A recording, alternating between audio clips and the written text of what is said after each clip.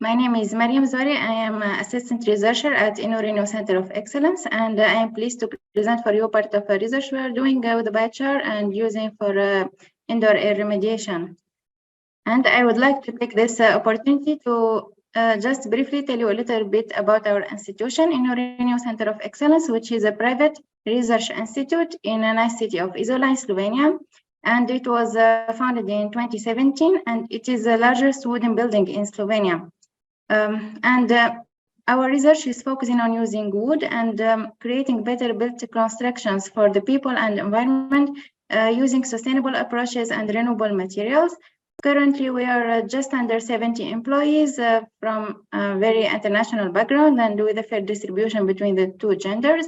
And we have almost 30 running projects plus industrial cooperations and more than 600 international partners.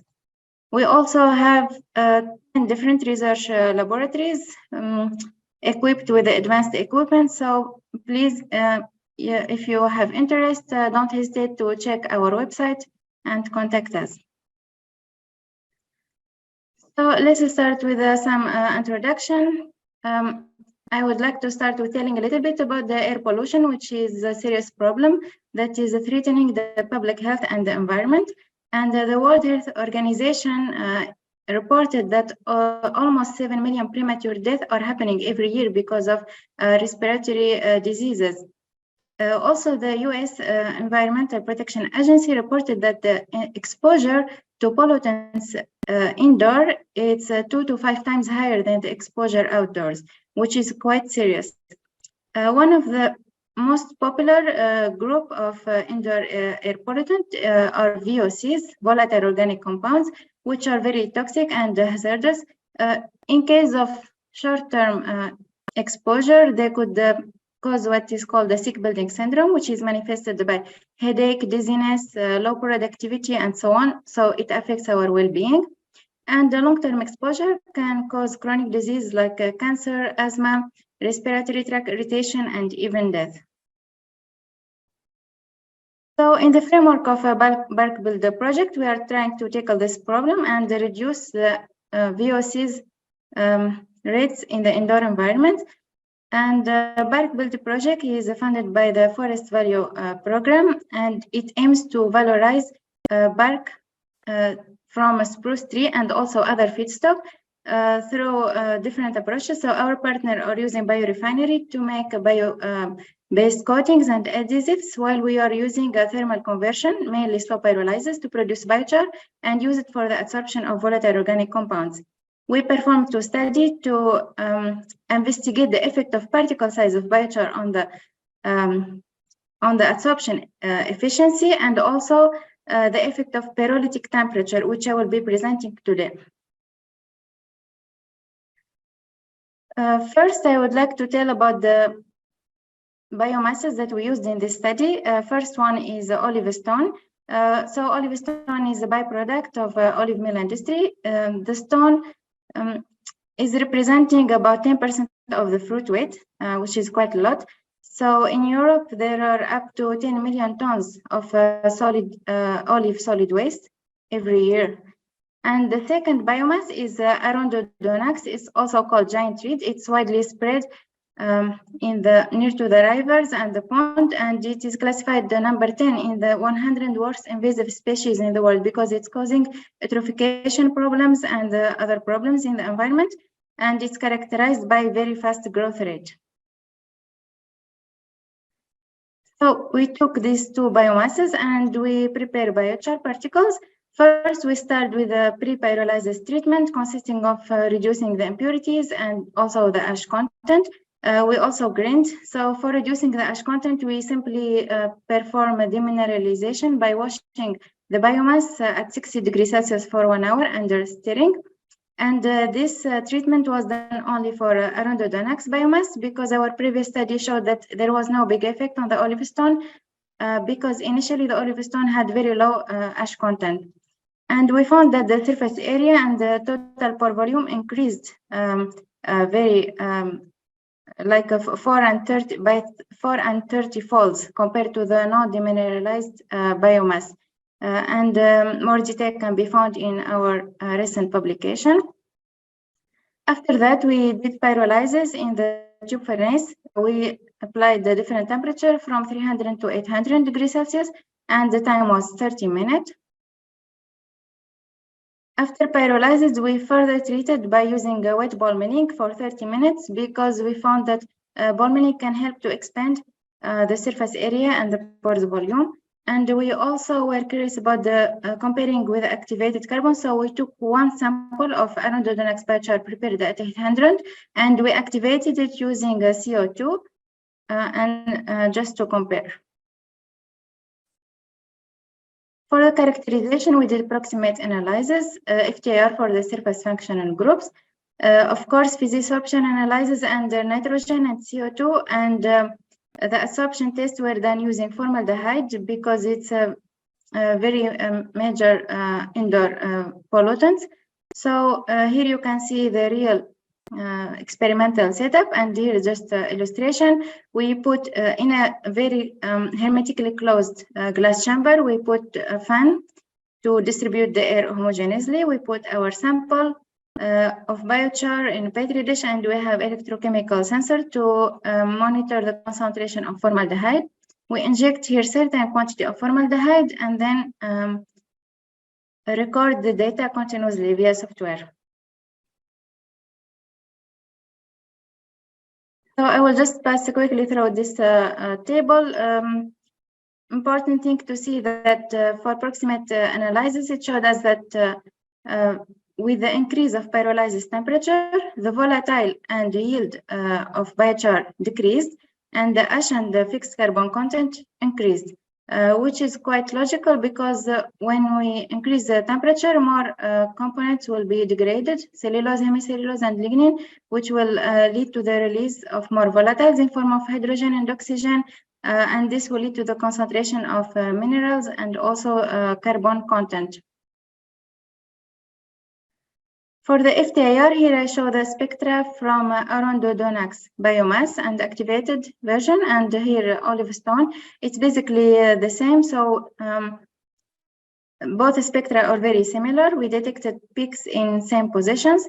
Most important thing to mention here is that we noticed that for biochar prepared under 500 degrees Celsius, they were more functional groups, and that with increasing the pyrolysis temperature, the polar groups were destroyed and disappeared, such as hydroxyl because of water evaporation, and also CH and the asymmetrical groups coming from hemicelluloses and celluloses, because when we increase the temperature, more of these components will get degraded. We also noticed that up to 600 degrees Celsius, some aromatic groups appeared. For the effect of temperature on the porosity, so in the first figure, we are showing the BET surface area, which is represented by meso and macropores. We see that with increasing the temperature, the specific surface area increased because more thermal degradation of the natural component was favored, which allowed the release of more volatiles. And then this created some more cavities and pores in the biochar. And same trend also was found for the microporosity. And we see here, this is a red dot correspond to the activated version. We see that the activation increased the surface area and microporous surface area by 43% and 14% respectively. So for the formaldehyde removal efficiency, it was measured for 1 hour. We see here the pyrolysis temperature and the efficiency in percentage. So in general, we can notice that all biochar, regardless of the pyrolysis temperature, achieved certain formaldehyde removal efficiency, but this efficiency increased with the increase of the temperature, which was attributed to the increase in the porosity. So more pores were available to attract the formaldehyde. And also we noticed that there was no significant difference between the data for Arnold-Donax and olive stone derived biochar. So the original biomass didn't really influence the absorption efficiency in this case. We also see that the activation, if we compare this activated sample by its counterpart, no activated version prepared at the same temperature, the efficiency increased, but by only 13%. So from the statistical analysis, we found that there was a positive correlation between formaldehyde removal efficiency and the surface area, microporous surface area, and also carbon content. But more specifically, the multiple regression analysis showed that only microporous surface area had a significant influence, which made us assume that the occurrence of micropores was a key factor to allow optimal formaldehyde removal.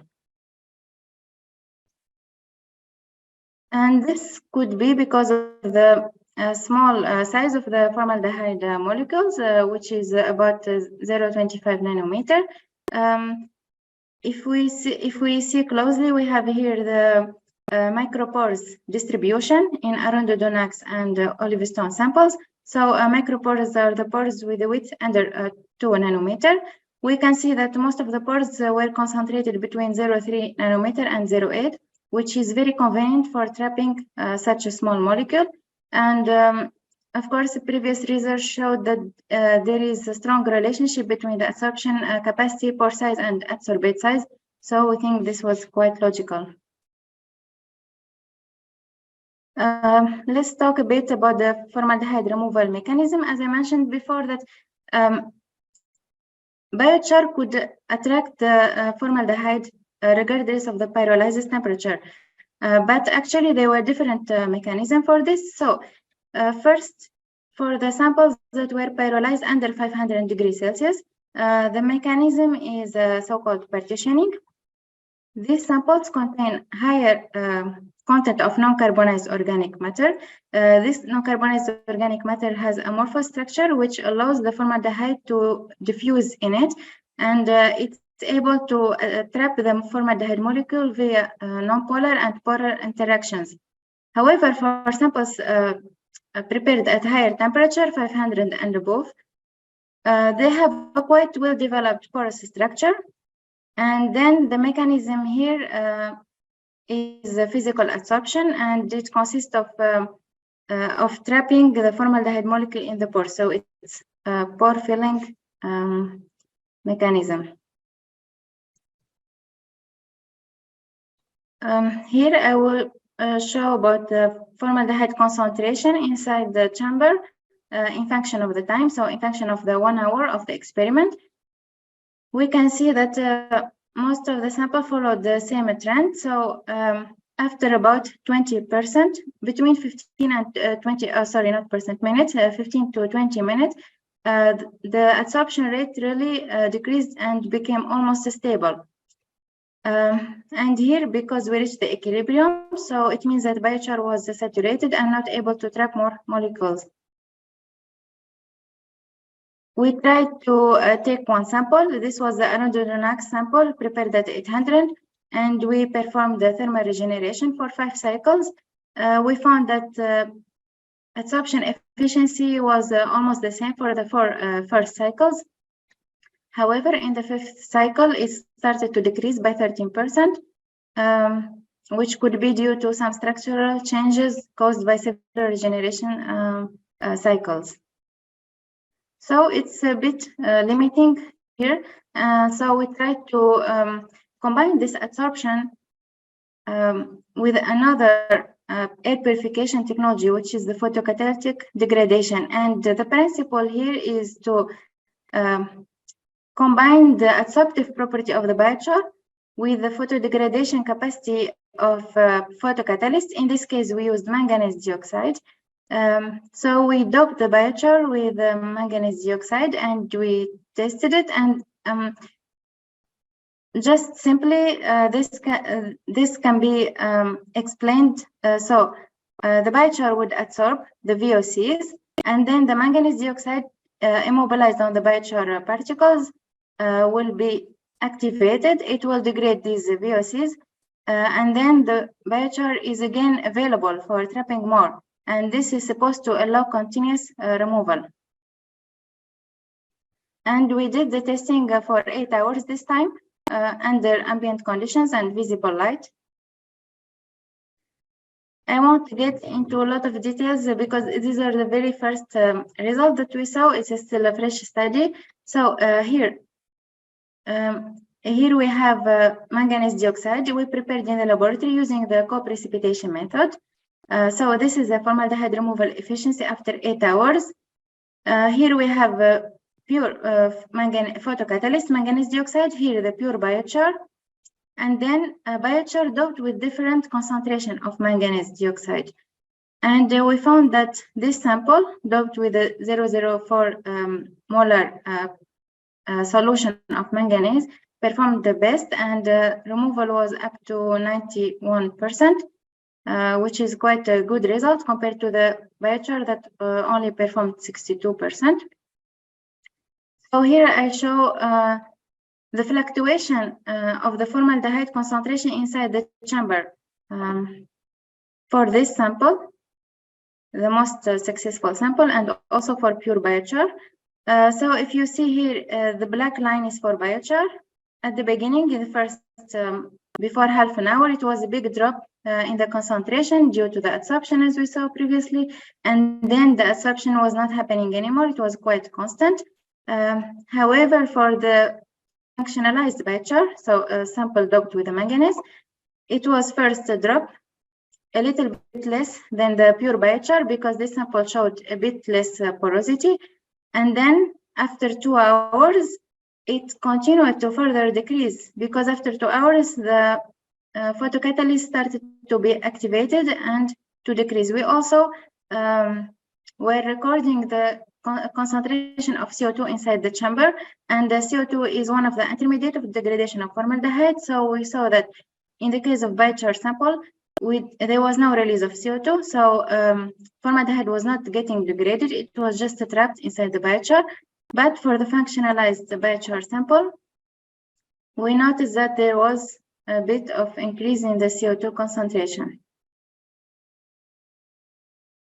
And to conclude, this study focused on valorizing these two misused biomasses via thermal conversion, and the derived biochar were successfully used for capturing formaldehyde.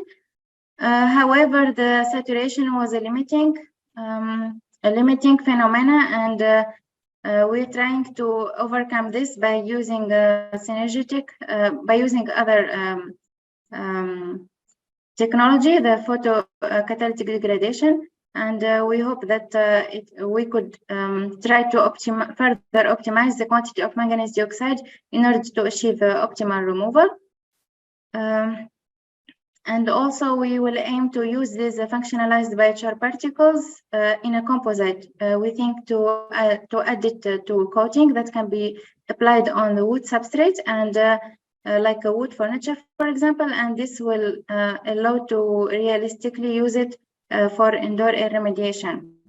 And before I finish, I see that time allows me, I will just in one single slide tell you just shortly about other research we are doing on biochar.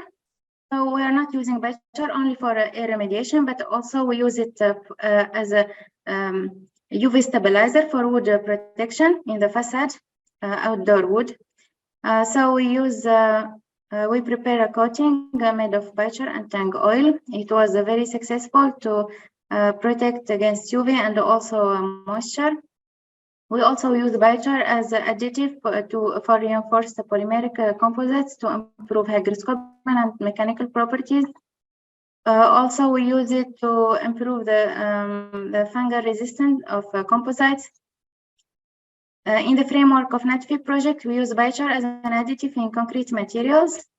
And also, we could use biochar in combination with PVA to make piezo-resistive pressure sensors. Also, other work we are doing is a byproduct of the pyrolysis. If we see here, there is a condensable gases fraction. This is so-called pyrolysis liquid or pyrolysis vinegar. Last year, we tried to investigate from the pyrolysis of the hemp stem, and we could detect the presence of phenolic compounds in this water. And now we are doing this again with the bark material, and we aim to investigate the antifungal activity of these phenolic compounds in this byproduct. And with this, I come to the end of my presentation. So thank you all for attention. And if you have any questions, so please. Thank you very much, Mariam, for your nice presentation. It was very interesting. My video is not working. So now I can see it. So if you have any questions, please write them in the chat first. And if it's a very long question, you can also raise your hand, as I just saw. The first question was from Kokevisa, who would like to, is desorption of VOCs happening in the char after some time? So did you check if the formaldehyde also gets released after, I don't know, a certain amount of time? Yeah, thank you. This is a quite interesting question. We saw a little bit of desorption when we performed here, like here, for example, for 8 hours. If you can see here. Yes. So it decreased, and then after 1 hour, it's not really visible here because it's a very small increase again. But in the data of table, we could see it like half of a ppm. And we assume that this is because of the desorption. So yeah. And follow-up question for myself. So did you check the, I wasn't sure if you mentioned it, but what was the humidity in your experiments in your chamber? It was fluctuating between 40 and 50. So we just performed in the ambient conditions. We didn't change the temperature or the humidity. We made the experiment in the same conditions as they were. So humidity was from 40 to 50, and the temperature was 23 degrees Celsius. So did you see moisture uptake from any of the biochars? No, not really. It was not fluctuating at all, the relative humidity. And then we have a raised hand. So Samir, I guess, ask your question. Yeah. Hi, thank you so much for this great presentation. As a fellow biochar enthusiast, my question was, you partly answered it before, that you performed the study at a steady temperature, but what do you hypothesize with fluctuating temperatures and diurnal variations? And a second part of this question is, what sort of applications do you foresee this happening apart from the wood coatings that you showed? Thank you. So I think the first question was how the temperature would affect the efficiency of biochar for the adsorption. We didn't study this, but this is something that we will be doing in our next study. We will try to make 2 different temperatures, like to mimic the winter conditions and the summer conditions, because we are aiming to be more realistic and mimic the indoor conditions.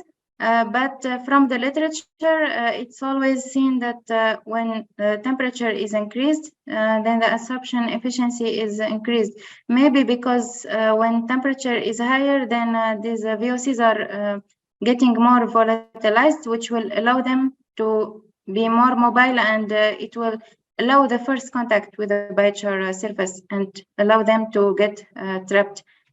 And the second question for the application, okay, we focus on using as a protection for the wood, but I think if we want it to be used in the indoor conditions, then we can also apply it like a paint on the wall. We can try it on gypsum board, for example, or any other construction material.